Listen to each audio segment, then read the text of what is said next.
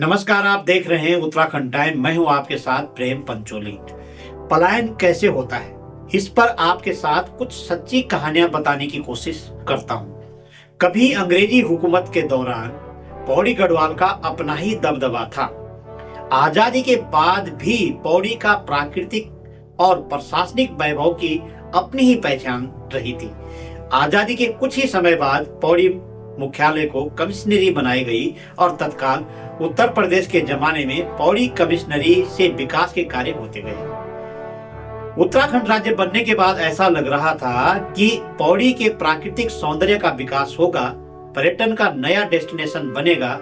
कमिश्नरी मुख्यालय है तो राज्य बनने के बाद पौड़ी के दिन बहुरेंगे, पर राज्य बनने के बाद हुआ इसका उल्टा और अब सरकारी उदासीनता के चलते पौड़ी कमिश्नरी के दिन डूबने पर आ गए हैं।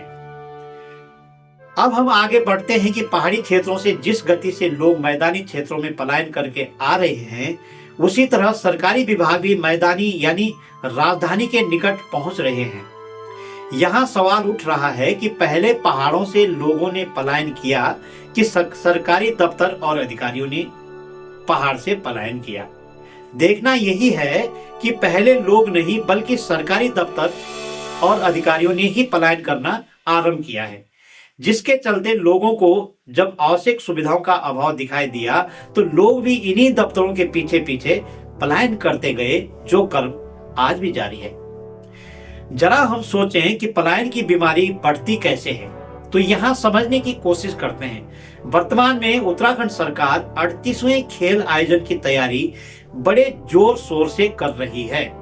पौड़ी के राशि स्टेडियम पर भी हाल के वर्षों में 50 करोड़ रुपए खर्च करने के बाद भी आगामी राष्ट्रीय खेलों के आयोजन में कोई खेल प्रतियोगिता पौड़ी में नहीं होने वाली है।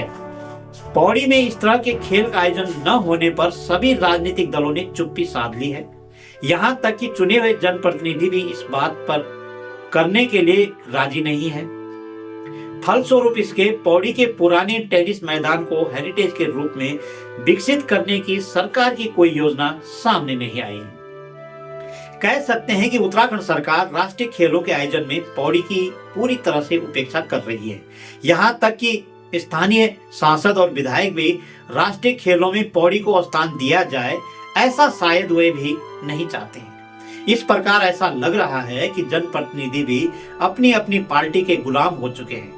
यही वजह है कि कोई भी जनप्रतिनिधि जनपक्षीय मुद्दों पर पार्टी लाइन से हटकर बोलने का साहस ही नहीं जुटा पा रहे हैं। अर्थात पौड़ी की अंकिता भंडारी हत्याकांड इसका ज्वलंत उदाहरण है।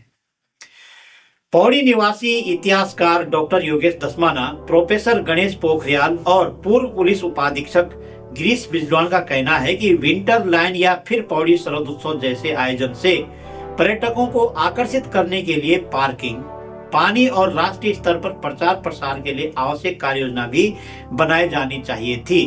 नगर में बढ़ता अतिक्रमण इसकी सुंदरता पर दाग लगा रही है। बदहाल सड़कें, सड़कों पर बहता सीवर का पानी दुर्गंध फैला रहा है। आज तक नगर में सीवर लाइन का न बन पाना दुर्भाग्यपूर्ण है। पौड़ी की पुरानी जेल पर लोक कला संग्रहालय की योजना पर परवान नहीं चढ़ सकी।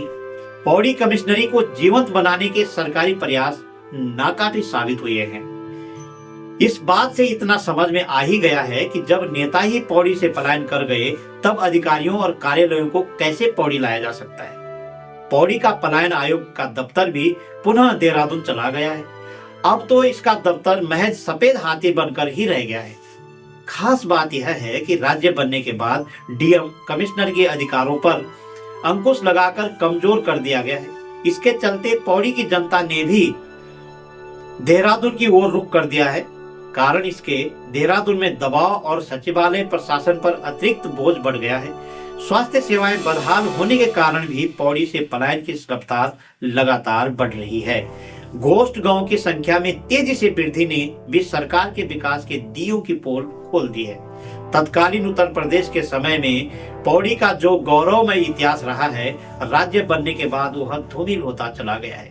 यदि हालात यही रहेंगे तो एक दिन देहरादून केंद्रित विकेंद्रित व्यवस्था से जिलों और दोनों कमिश्नरी का अस्तित्व ही समाप्त हो जाएगा। इतना समझ में आ ही गया है कि पलायन की समस्या सरकारों की उदासीनता के कारण ही बढ़ी है। यह एक छोटा सा उदाहरण है। राज्य में इस तरह की सरकारी बीमारी तो तेजी से फैल रही है जो पलायन करने को मजबूर कर रही है। हमारी यह रिपोर्ट आपको कैसे लगी कमेंट करके अवश्य बताइए। अगली कड़ी में ऐसे ही कुछ खास विषयों पर हाजिर रहूंगा। नमस्कार।